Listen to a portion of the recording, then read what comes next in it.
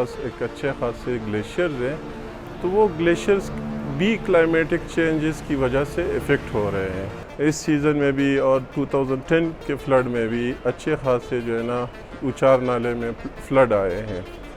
इसकी सबसे बड़ी रीज़न ये है कि जो ग्रीन हाउस एमिशन है through out the world global phenomena है, इंडस्ट्रियलाइजेशंस की वजह से इंक्रीज़ हुआ है और इसके इम्पैक्ट्स जो है ना वो स्पेशली नार्दर्न एरियाज़ पे यहाँ पाकिस्तान में ज़्यादा पड़ रही है। पाकिस्तान ऑलरेडी IUCN की वनरेबल लिस्ट में है।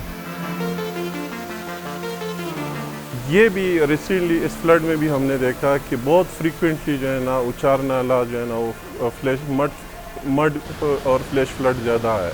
इसकी एक बड़ी रीज़न यही है कि जो आपके ग्लेशियर्स का हजम है वो ज़्यादा मिल्ट प्रोसेस में हो रहा है, तो वो अपने साथ जो है ना ज़्यादा के ज़्यादा मलबा अपने साथ लेके आ रहा है।